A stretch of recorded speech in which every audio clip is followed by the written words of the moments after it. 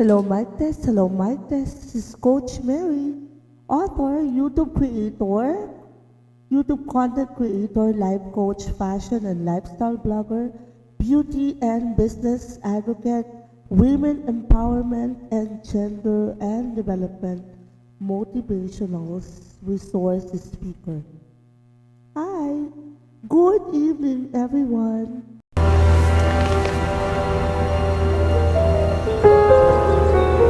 We're gonna talk about today.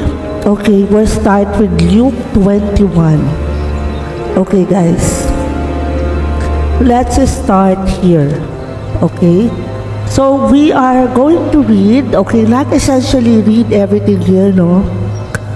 This is the Holy Bible, Good News Translation. It was given to me by our leader, okay, Sister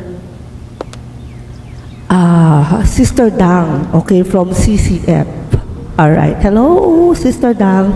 Okay, let's try to have this one. Okay, so we're gonna start with Luke 22, the argument about greatness. Okay. Alam mo ba na mayroong argument bago tayo sumikat, di ba? Bago tayo maging big person, bago tayo maging giant,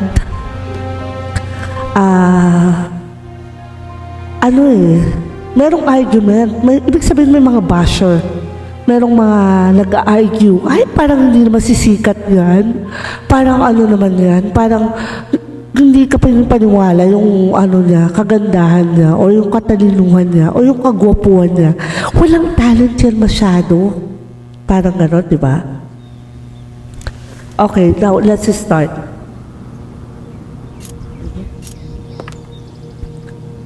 Okay. Ang ganda na sound system ko, di ba? Sa game ko yan eh. Okay, so anyway. An argument broke out. Okay, the argument about greatness. Luke 22, verse 24 to 28. The argument about greatness. An argument broke out among the disciples as to which one of them should be taught as the greatest. Jesus said to them, "The king of the pagans have power over their people, and the rulers claim the title, friends of the people. But this is not the way it is with you. Rather, the greatest among you must be like the youngest, and the leader must be like the servant. Who is greater? The one who sits down to eat, or the one who serves? The one who sits down, of course, but I am among you as one who serves. You have stayed with me all through my trials, and just as my Father has given me the right to rule, so I will give you the same right. You will eat and drink at my table in my kingdom, and you will sit on the thrones to rule over the 12 tribes." Alright, so from this, okay, let's take the keyword para hindi tayo mahirapan. Okay, argument. Before tayo sumikat, before tayo gumanda yung buhay, before tayo maging successful, there will be a parang debate about us. Merong may gusto, merong ayaw. Which is reality, di ba? Ang reality kasi dyan, merong mga tao na ayaw sa'yo. Merong mga tao na gustong-gusto ka. So, masasala yon. And kung wala kang basher, wala kang critic, hindi ka uunlad.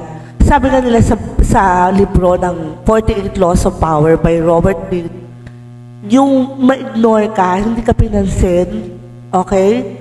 Kasi ang popularity, it's not whether maganda ka or pangit ka.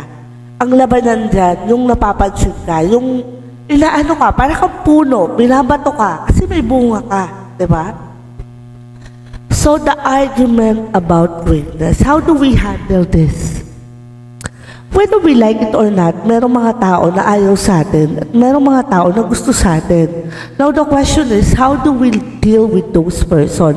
For me, my take with that is that as a reflection, kung hindi ka naman nakakatapak ng ibang tao or hindi ka naman pumapatay, di ba? Hindi ka naman, hindi mo naman sila istorbo sa tirahan nila. Okay?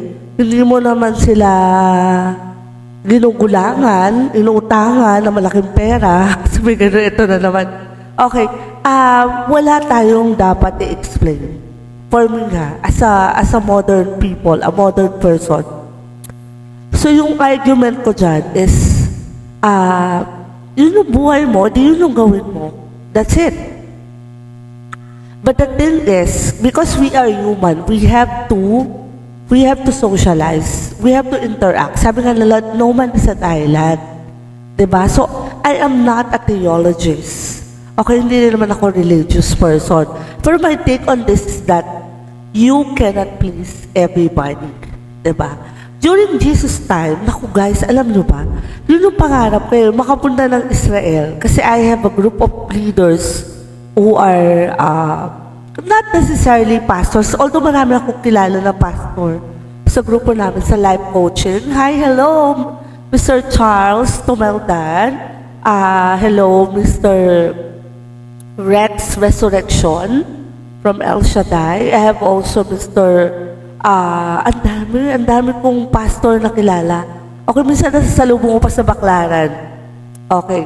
So anyway, yung mga yan na if you will talk to them, siguro mas maintindihan mo yung talagang meaning ng Bible.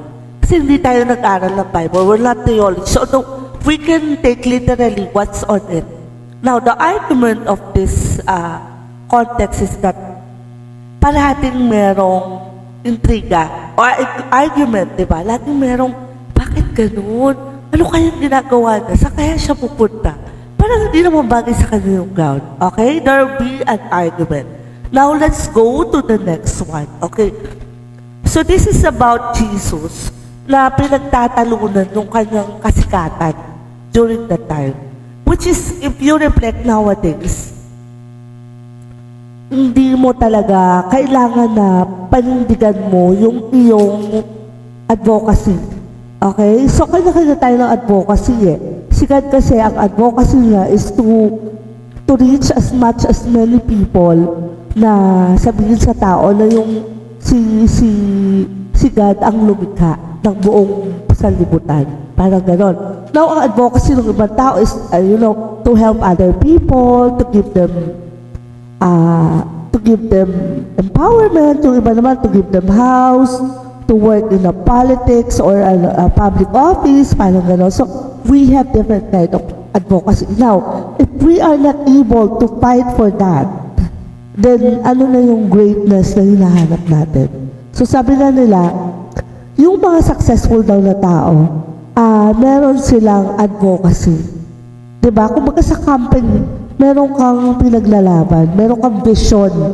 Sa, parang vision na gusto ko lahat ng tao ay marunong magdamit. Okay? Alright guys, so next natin, Jesus predicts Peter's denial. Sabi ni Jesus, I tell you Peter, Jesus said, the rooster will not crow tonight until you have said 3 times that you do not know me. Okay, na-predict ni Jesus Christ na i-deny siya ni Peter. Okay, so, minsan ganun talaga, no? Hindi natin alam na meron pa ng ganun. Pag talikod mo, okay siya. Pagharap mo, mabait siya. Pag talikod mo, i-deny ka na niya. Meron ganun. Hindi lang to sa love life, guys, ha? Ito ay tungkol to sa mga tao minsan. Kasi nobody's perfect. Okay, now my take on this is that you only got to get the good side of the person. Huwag mo nang pakialaman yung bad side niya. As long as hindi siya pumapatay ng tao, hindi siya nawawala sa sarili, hindi siya violente. Okay, yung tatlo na yan ang iwasan mo.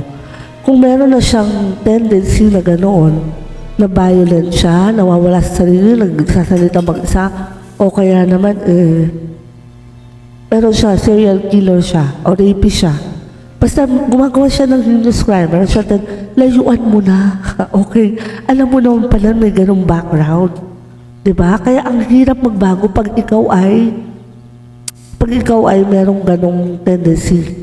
And the reason why life coaching is very important to a person, na nalalaman mo yung red flag sa isang tao kahit hindi mo siya kinakausap.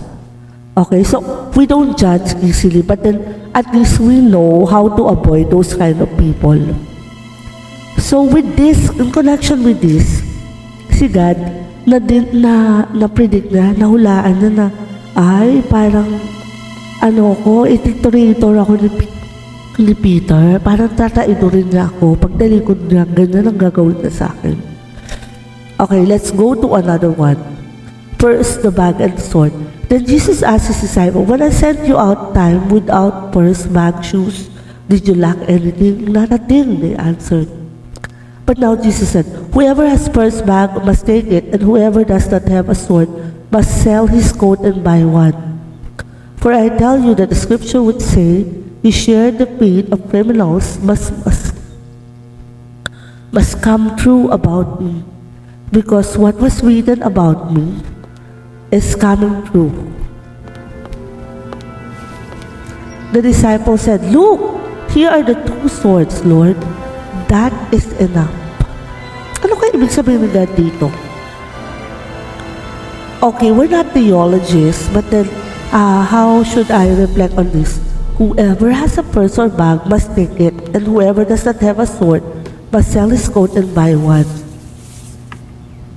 Kailangan daw bumili nila ng sword. Because what was written about me is coming true. Parang pinaghahanda na dito yung kanyang mga disciples.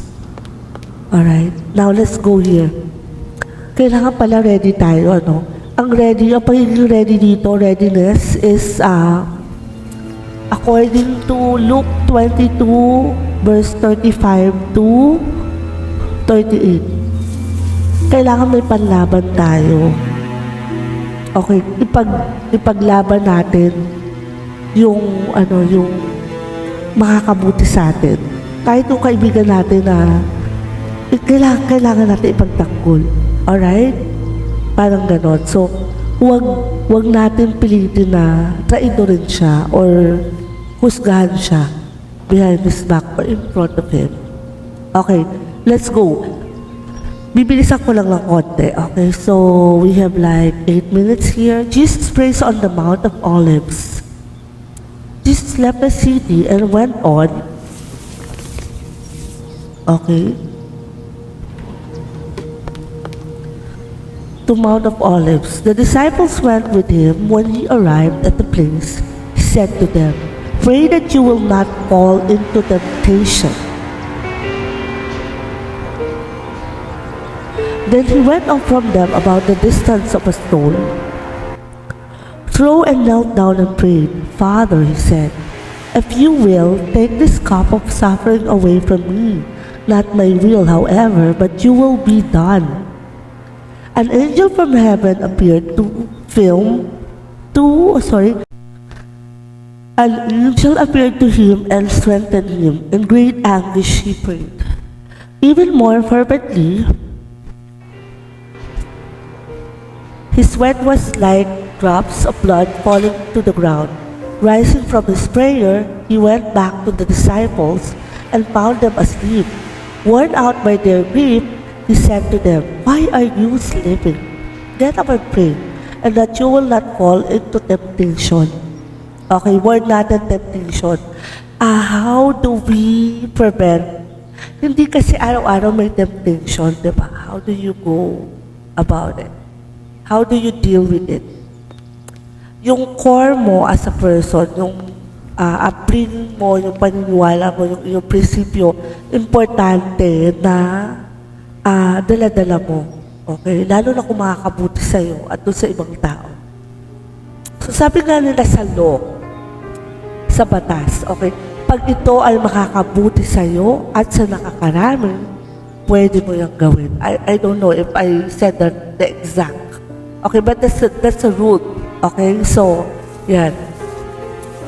So with that, how do we deal with temptation? You have to, hang ako sa mga tao na marunong magdala ng kanilang sarili against temptation. Ang hirap kayang anuhin yan. Ang hirap labanan. Pag may bag ka na gusto, wow, 4,000. This is mine.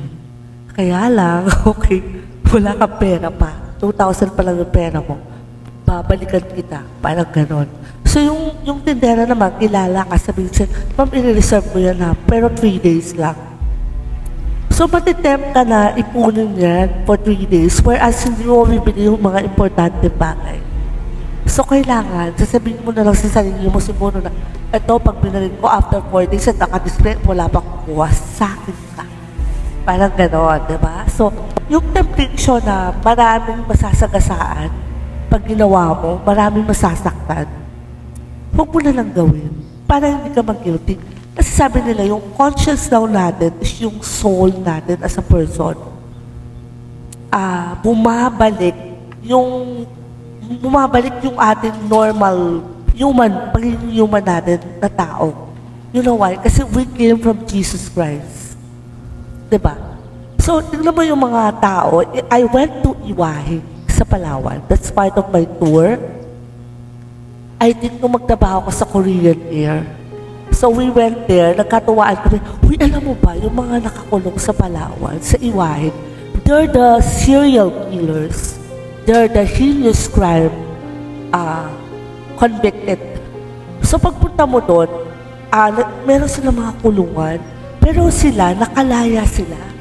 May palayan sila, and you got to talk to them. So maaano mo yung humanity na pag pala yung tao, sobrang sama na, bumabalik siya sa pagiging mabuti.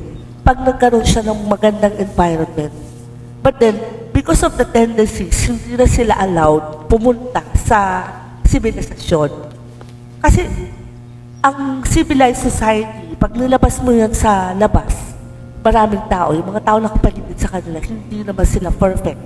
Patatempt na naman sila. So, i-program ulit sila as a human being.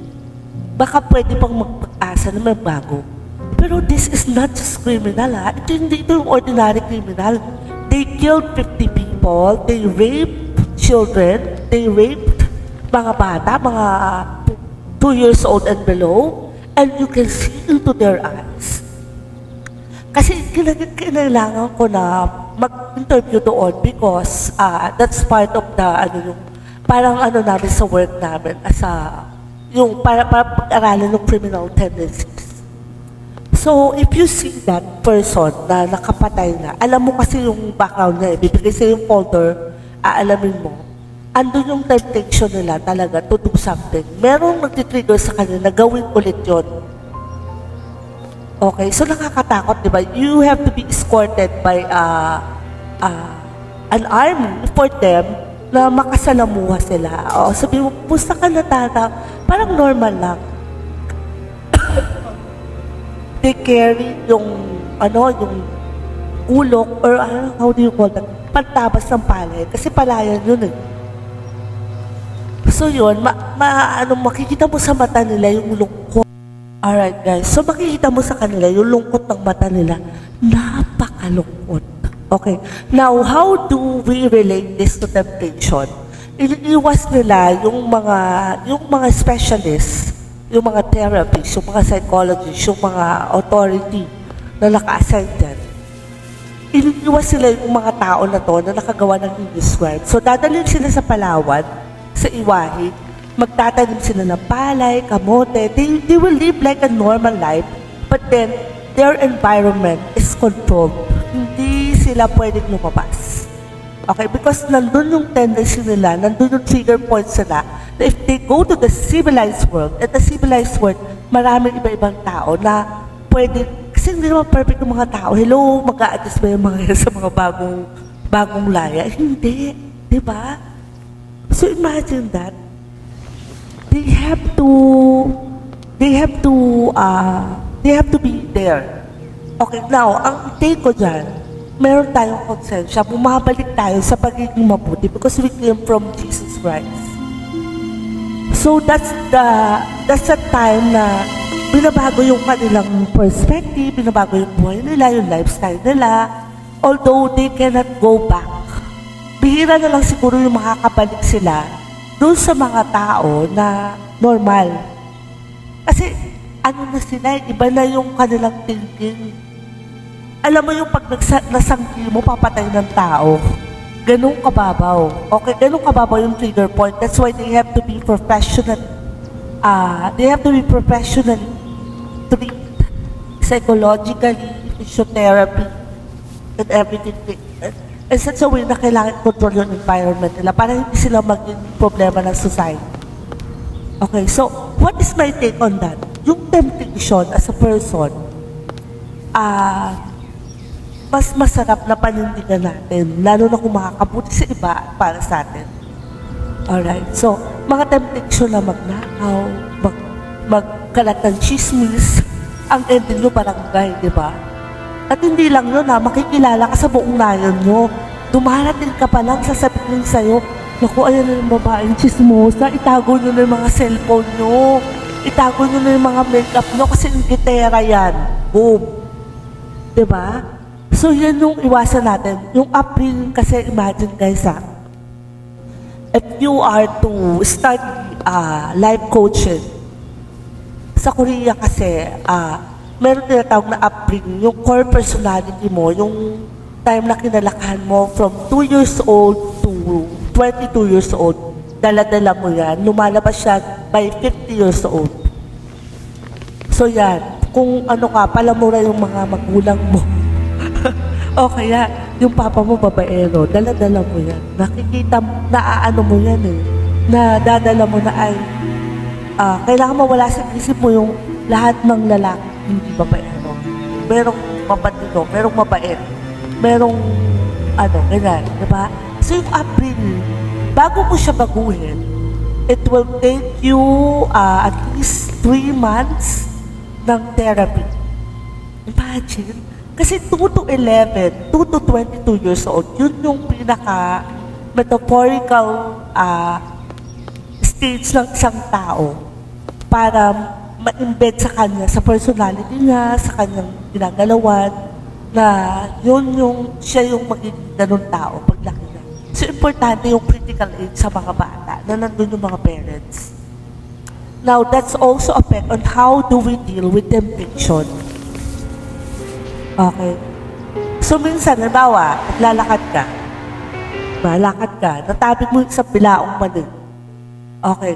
So, magagalit yung tao sa'yo. Sabi, pucha, ma'am, bayaran mo yan? Wala kang pera. Bayaran mo yan, 1.5 yan. Sama tayong halaga ng mali na 700. So, makikipag-away ka ngayon. Now, ano ba yung temptation mo para magsungit, para Yun na lang ang meron siya na dignidad na kanyang pinapaglaban. Ngayon, ipaninda niya. Tapos tinanggal mo pa. Tapos, inaano mo pa siya, dinadaya mo pa siya. So, yung temptation na gano'n, papatulan mo ba siya? Okay. So, yun lang yung meron siya na wala naman siyang, maaari yung tao na hindi siya nag-aral, wala siyang alam. Yun lang alam na magtinda ng mani sa bangketa, magtinda ng nuts. So, alright. So, paano mo ipapaglaban yung mga ganong bagay? Yung maliliit na, how do you say that? Maliliit na bagay. O sige kuya, 1-2 na lang kasi pera ko naman yan. Sige na kuya, hindi ko pa sinasadya. O sige, bigyan mo 1-2 tapos ang usapan. Hindi mo pwede ipaglaban yung sayo. Kasi yung tao na yun lang yung meron siya. Pag ginawa mo pa yun sa kanya, iisipin na ay, ganito pala yung mga yung ibang mga ganyan, nag-uopisina. Matapang pa sa matapang, sila na nga yung nakasanggi. So, pag binayaran mo yan, isipin na, ay, meron palang mabuting tao talaga na at least sinabi na yung mali na.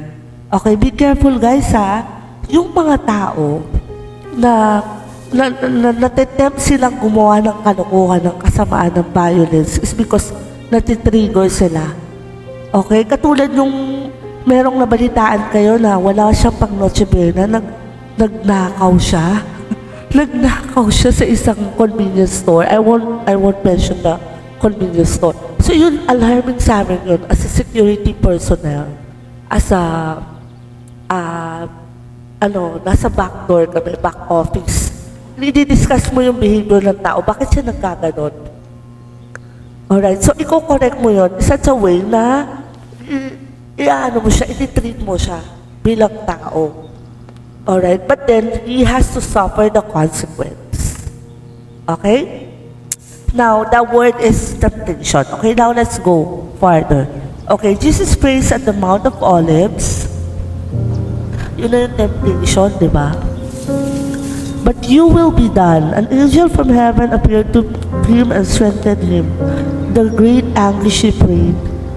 Even more fervently, sweat was like drops of blood falling to the ground. Binalaan na ni God. Tayo din, siguro binibigyan din tayo ng warning ni God na merong temptation na darating sa buhay natin. Huwag natin gagawin na ano pala, makakasama pala dun sa ating kinabukasan. Alright? Okay, let's go. The arrest of Jesus. Jesus was still speaking when a crowd arrived, led by Judas, one of the 12 disciples. He came up to Jesus to kiss him, but Jesus said, Judas, is it with a kiss that you betrayed the Son of Man? When the disciples who were sent Jesus saw that was going to happen, they asked, shall we use our sword, Lord?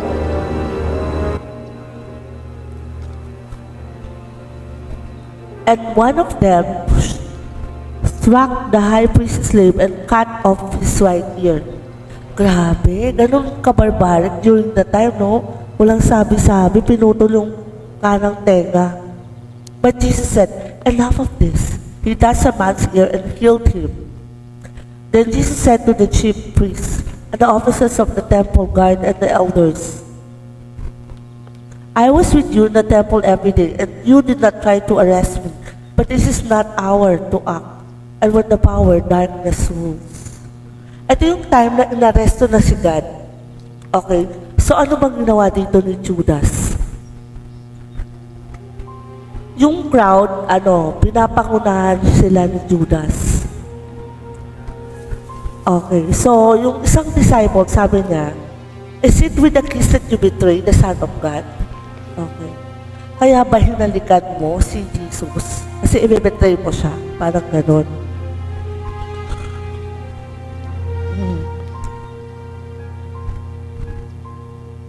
So, alam na nung disciples kung anong gagawin kay Jesus Christ.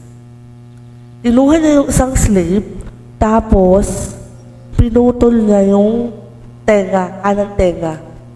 Sabi ni Jesus, wag. Tama na yan, sabi niya. I was with you in the temple every day and you did not try to arrest me. But this is your hour to act when the power darkness rule.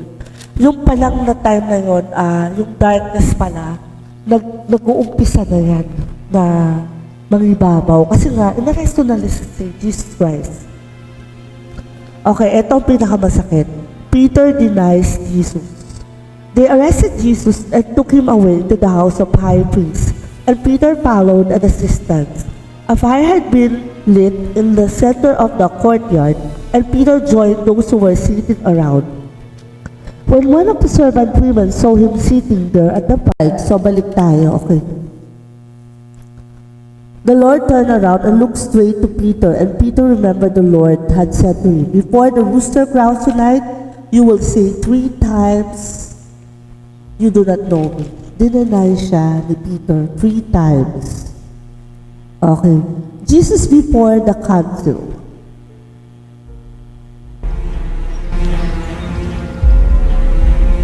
When they came, the elders, chief priests, and the teachers of the law met together. And this is what was brought before the council.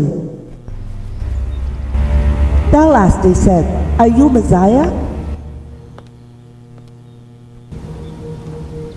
He answered, if I tell you, you will not believe me. And if I ask you a question, you will not answer. But from now on, the Son of Man will be seated at the right side of Almighty God. They all said, are you then the Son of God? He answered them, you say that I am. And they said, we don't need any witness. We ourselves have heard what we said. Ang sakit. Grabe, okay. Hinarap siya doon sa mga grupo. Para kang nasa, judges forum. Nasa forum ka, hinarap siya, at sinabi niya, habang naka-blindfold si Jesus Christ, binibit siya, pinapalong siya ng kahoy. Tapos pinapahula, sino namalong sa'yo? Parang ganon. Ang sakit, no? If I tell you, you will not believe me. And if I ask you a question, you will not answer. Sabi lang ni God. Tinanong kasi siya, are you the Messiah? Okay, are you the Messiah? Sabi ni God, if I tell you, you will not believe me. If I ask you a question, you will not answer. Alright. So, imagine, nonsense na pag sinabi niya pa, ako si Messiah, alam mo yun, parang, yung personality pa lang nung tatanong sa kanya, parang inisip siguro ni God, ay, hindi naman maniniwala to sa akin. Kasi, the fact na blindfold na niya, pinagpapaluka na, masakit yun. He answered them, you say that I am, and they said, we don't need any. He answered them, you say that I am. Sabihin mo sa kanila. Okay. Parang ganon. At sabi nila, ay, hindi na naman kailangan ng witness. Ginajustify na nila na talagang si God dapat parusahan.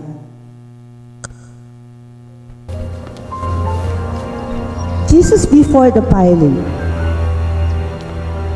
The whole group rose up and took Jesus before Pilate, where they began to accuse him. Because this man is leading our people, telling them not to pay taxes to the emperor and claiming that himself as the Messiah, as the king. Okay, ikaw kaya magsabi ng gano'n, no? Sabihin mo na, sabihin mo sa leader mo, nako, sir, itong tao na to pinagkakalat na wag namin kayong sundin. Siya daw ang dapat namin sundin. Siyempre magagalit yung leader, di ba? So you answer Jesus. Then Pilate said to the great priests and the crowd, I find no reason to condemn this man. But they insisted even more strongly. With his teaching, he is starting a riot among the people are through Judea. He began to Galilee and now he has come here. Okay, so sinabi wala daw rason para hindi siya, I find no reason to condemn this man. Walang rason para parusahan yung tao na yon. Sabi ni Pilate, Pilatus to, no? But they instead even, nagalit lalo yung mga tao. Siyempre na-brainwash na sila. At sabi niya, he began in Galilee and now he has, umalat na yung ni God, ni Jesus Christ, yung kanyang teachings, yung kanyang gospel. Jesus before Herod, when Pilate heard that he asked, is this a man of Galilean? When he learned that Jesus was from region ruled by Herod, he sent him to Herod, who was also in Jerusalem at that time. Herod was very pleased when he saw Jesus, because he had heard about him and had been wanting to see him for a long time. He was hoping to see Jesus perform some miracle. So Herod asked Jesus many questions, but Jesus made no answer. The sheep. Alright, so paiigsin ko na lang, no? Okay guys, Jesus before Pilate, ipinaglaban siya ni Pilate na huwag i-crucify. But then Jesus is sentenced to death because of the people. Ipinalit siya doon sa mga tao, doon sa isang tao na nagnakaw tsaka pumatay. Jesus is crucified. The soldiers led Jesus away, and as they were going, they met a man from Cyrene named Simon, who was coming into the city from the country. They seized him, put the cross on him, and made him carry it behind Jesus.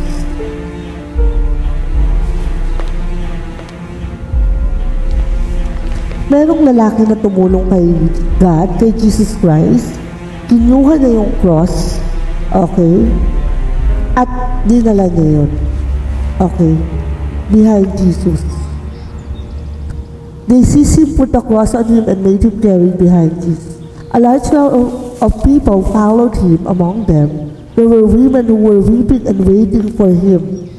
Jesus turned to them and said, Women of Jerusalem, don't cry for me, but for yourselves and your children. For the days are coming when people will say, how lucky are the women who never had children, who never bore babies, who never nursed them. It will be the time when people will say to the mountains, fall on us, and the hills, hide us.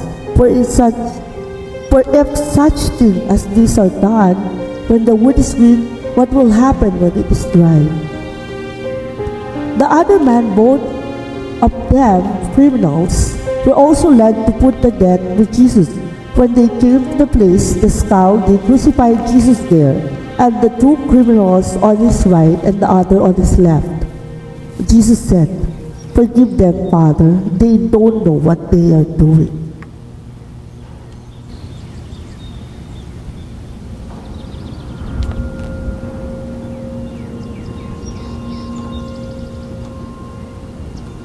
Okay, so ito yung madamdaming sinabi ni God.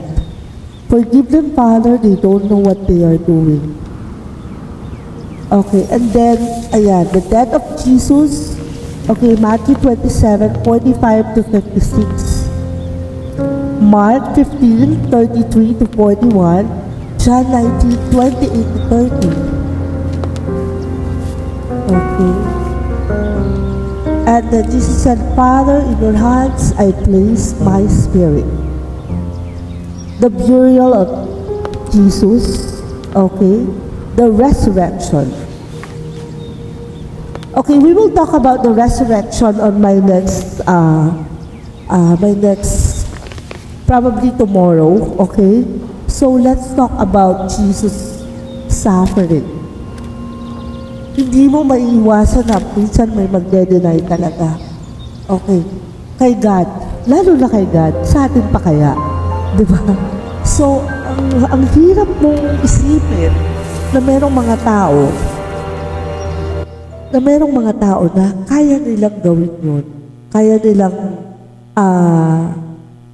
nilang itatwa. Alright? Kaya nilang i-deny ang i-deny ka, parang ganon.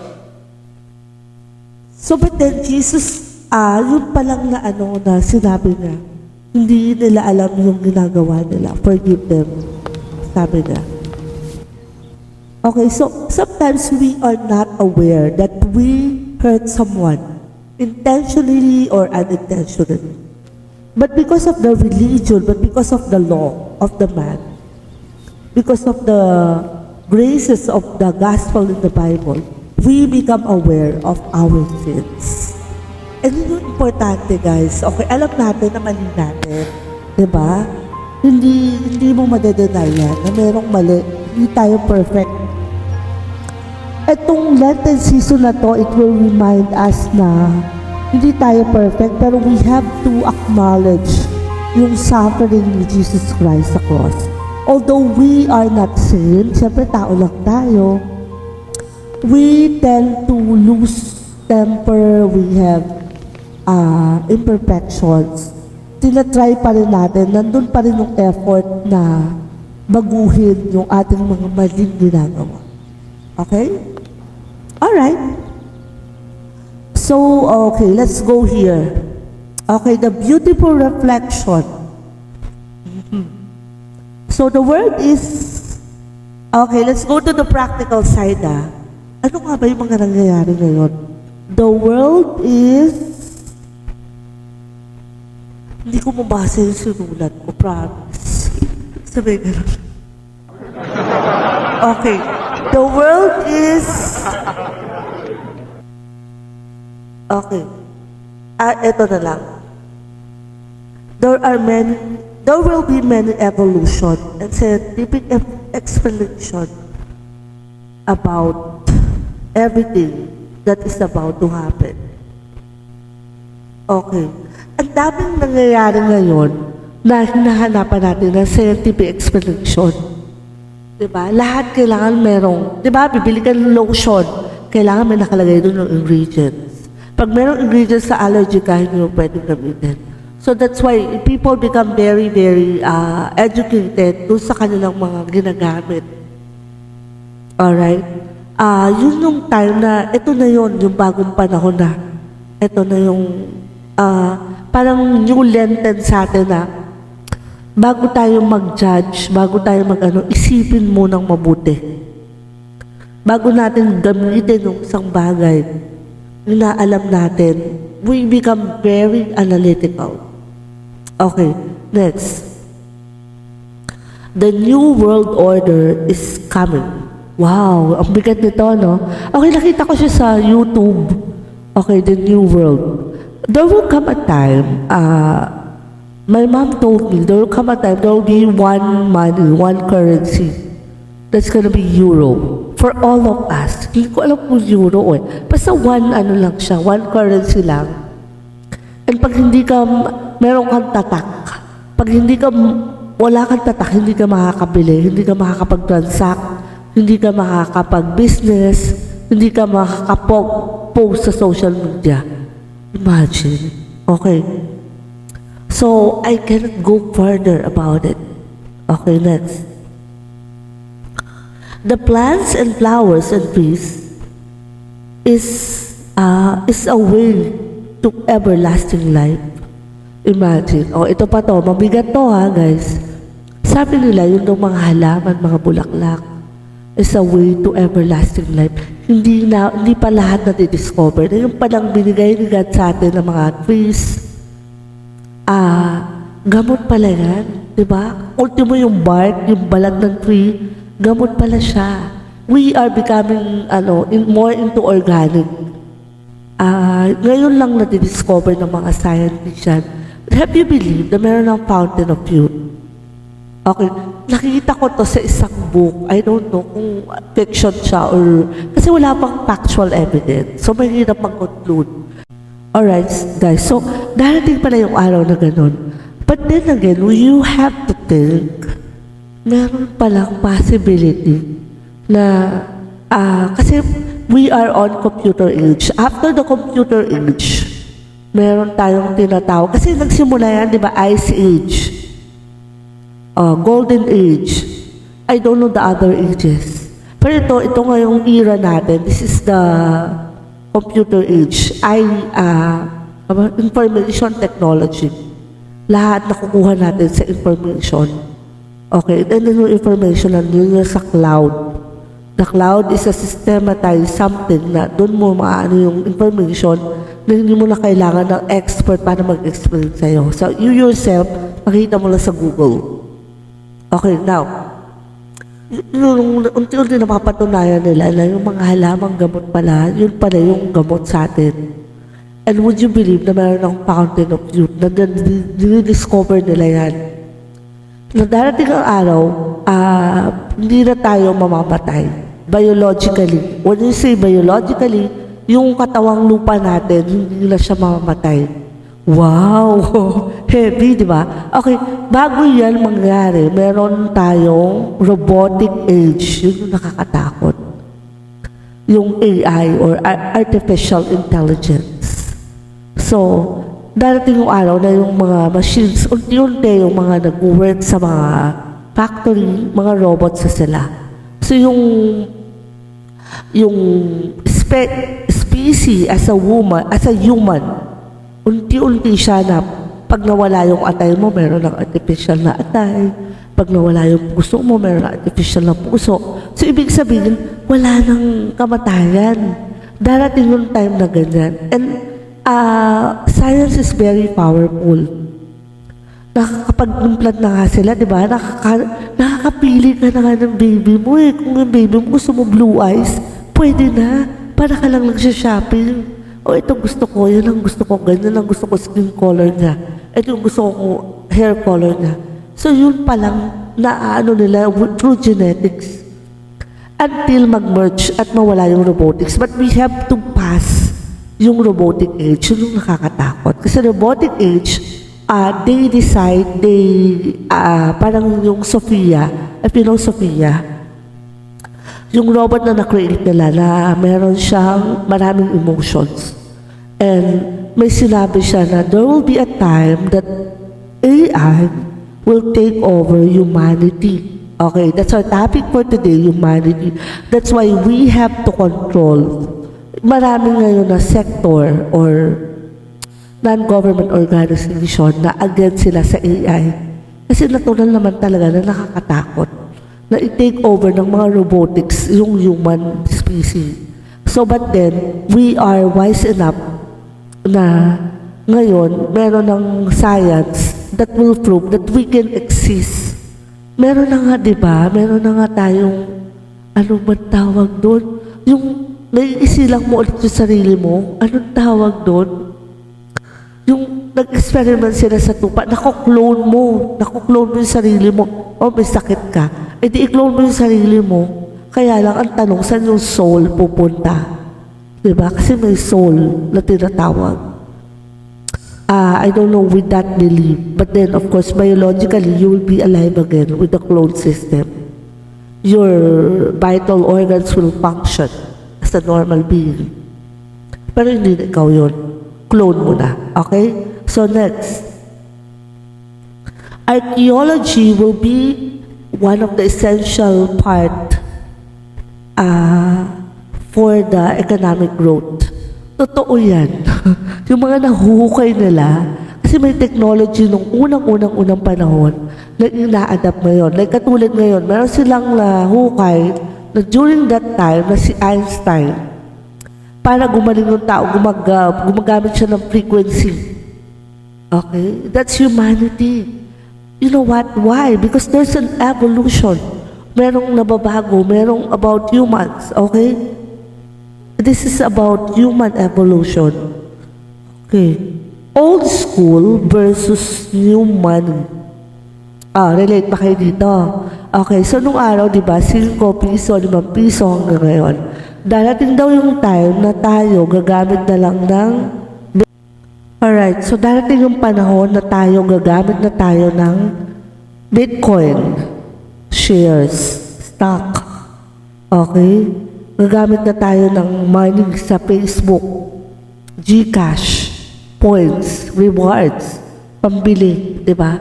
So that is the future. That's why I wanted to be inclined with technology as much as possible. Kasi that will be feasible in the future. Yun ang gusto ko ipamana sa anak ko. Na at least kahit paano, kahit hindi ka well endowed sa education, kahit hindi ka palabasan ng libro. Okay? By the way, guys ang book will be a treasure. Remember what I said. Kasi yung hard copy ng book, magkaroon ka ng ISBN under sa pangalan mo, it's a great treasure na ma-organize mo yung mind mo and then put your ideas into a book and then many people will read it and learn and change their life. Napakaganda nun. Napakaganda ng achievement yon. Kasi ang hirap maging author kasi hindi basta nagsulat ka, nandun na. You have to tell a story, you have to tell a narrative, you have to tell a plot in such a way that you will touch that person reading your book. You have to put them in another world. Pupunta siya mismo doon sa libro. Okay. Indirectly, not literally. Para alamin yung binasa mo, para alamin yung sinulat mo doon. Alright? Okay, so that is the future. So, humanity, nung araw, di ba, very barbaric. Magnakaw ka lang, pinuputol yung kamay mo. Sa Saudi yata nangyayari yun, di ba? During that time, pag nangaliwa ka, okay, yung babae, nilalagay siya sa crowd, pinuputulan ng ulo. Pag leader ka, hindi maganda yung palakad mo, meron kang anomaly, puputulin yung ulo mo in front of the crowd. That's how barbaric it is. Now, noon, pag naliligaw ka, gusto mo yung babae, as a caveman, yung mga Japaman, yung mga Homo sapien, pinapalo nila yung ulo ng babae. Habol, papaluin, tapos dadali sa kuweba. Paglabas ng babae, may anak na sila. Okay, that's how barbaric is. Now, humanity evolves. Nowadays, makasanggi ka lang. Okay? Magkaroon lang kayo ng away. Magkaroon ka lang ng, murahin mo lang ng tao. Pwede ka na makasuhan. Oral defamation. So we become a civilized society. And that is humanity. So we have to abide by the rules. We have to, kasi ang mangyayaring war daw, hindi na yan violent, na kailangan ng baril, ammunition. Bubuksan, sabi ng mama ko, there will come a time, sabi, kasi my mom used to live in Germany for 9 years, on and off siya. So, na-adapt na yung European culture. Sabi na, alam mo ba, pagdating ng araw, bubuksan mo lang yung sobre, sasabog na yung buong kwarto. Ganon kadelikado yung darating na time. Powder pa lang yun sa sobre. So, ngayon, di ba, ang nangyayari yung liquid bomb. Okay? That's why, pag-uusapan natin yung iba't ibang work ng mga security agencies, magugulat kayo. Okay? I will not totally divulge it. Siyempre naman, there are security measures about it. Okay? So, yung mga FBI lang nakakaalam nun, at saka mga NBI, saka yung mga organization na nagpo-protect sa ating mundo. Tandaan natin, lahat ng nakasalubong natin sa kanila, hindi sila basta tao lang. Minsan, meron silang mission. Okay? And sometimes they do stupid things. Okay? Meron akong alam na before you become a leader, you have to be, hindi naman initiated eh. Hindi yung initiation na pinapadala or sinasaktan. You have to go into the crowd and then you have to study them. You have to report to your leader. And by the time makapasa ka, they'll give you a big position in the company. So that's an old traditional way of, profiling or qualifying a leader, a business leader. So iba-iba eh. Meron naman na merong spy or detective. Okay, chine-check na. Alright, there will be an agency na talaga, very important yung background check. Okay, before they promote a company, di ba ngayon meron, bago ka mabigyan ng loan, someone will, hindi sila pumupunta sa bahay, guys. Chine-check nila yung kilos mo outside your house. Okay, before you are being qualified to get a loan, a business loan, minsan papasok pa yun sa company mo. Okay? Magiging servidora mo yan, magiging manager mo yan. Hindi mo alam, nakasalalay sa kanya yung paglago ng business mo. Imagine that. Okay, that's how people move and act nowadays, especially those big companies. So that is the future. Okay, now I'm talking about humanity. Kasi if you will think of United States, Europe, sabi ng mother ko okay, pardon my language. Okay, kaya ako nababanggit yan. Kasi yun yung na parang na-conclude ko sa kanya. The Philippines is 10 years below sa civilization ng Amerika at ng Europe. That's why ngayon, matutuwa ka kasi ang galing na ng Pilipinas. Hindi dahil Pilipino or half Filipino ko, but because I can see yung progress. Kasi pag yung leader mo matalino, futuristic sila. Hindi ka basta pumapatol sa away, hindi ka basta kumakampi. Inaalam mo.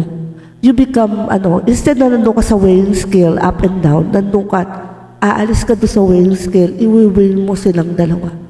Ano ang tatanggalin ko dito, alin ang hindi. Ano ang gagawin ko? Parang ganon. That's very nice.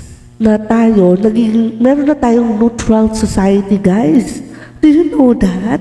Yung mga tao, yung mga businessman ngayon na super rich, they will not go into politics. Wala yung kakampihan. They will support your government. They will support your authority because you are there. Okay, but they will support you all the way. Basta isa ikagaganda ng business, nandiyan sila, and there are very many, thousands of them. Now, they will not mention their names for their security reasons. It's just that they will hire people to invest in your business.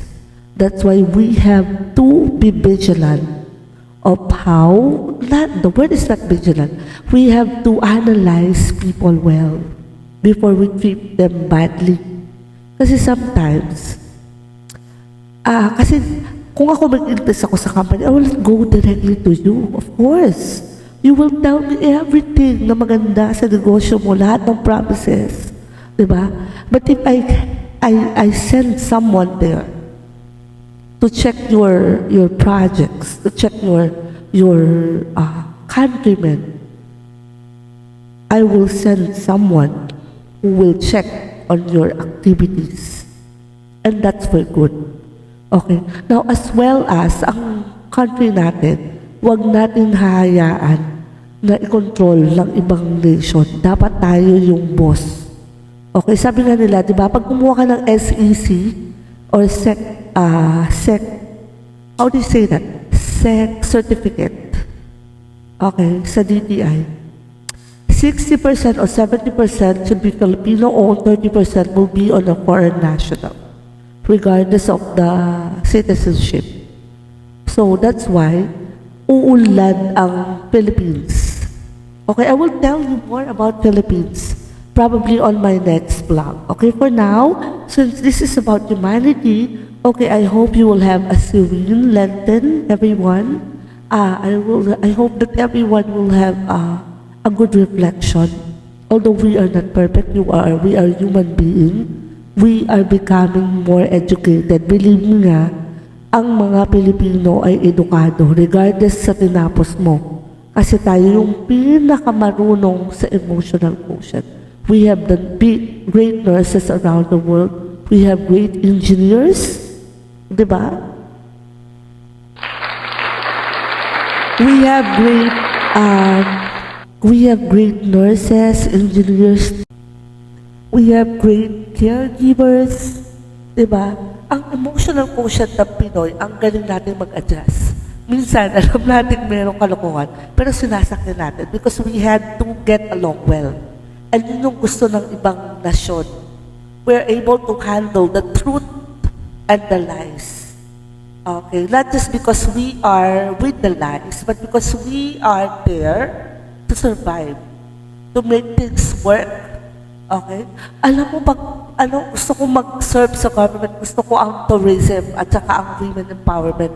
Kasi yan ang number one na ang mga babae, as a human being, sila yung molder ng mga great, mga presidente, mga leaders. Okay? Kung walang mabuting ina, walang mabuting bata, walang mabuting leader, walang mabuting nations. Okay, that's why itatapik ko yan sa aking next topic sa women empowerment. For now, ayoko muna mag-jump sa humanity. Doon muna tayo sa humanity, okay?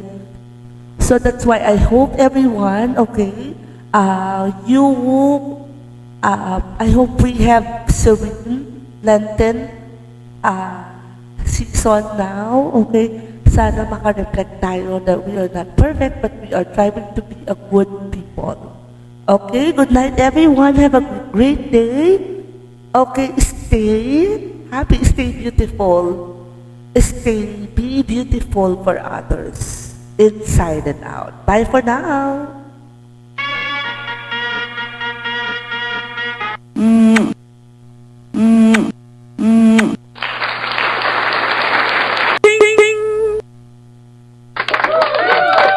Thank you very much. Thank you.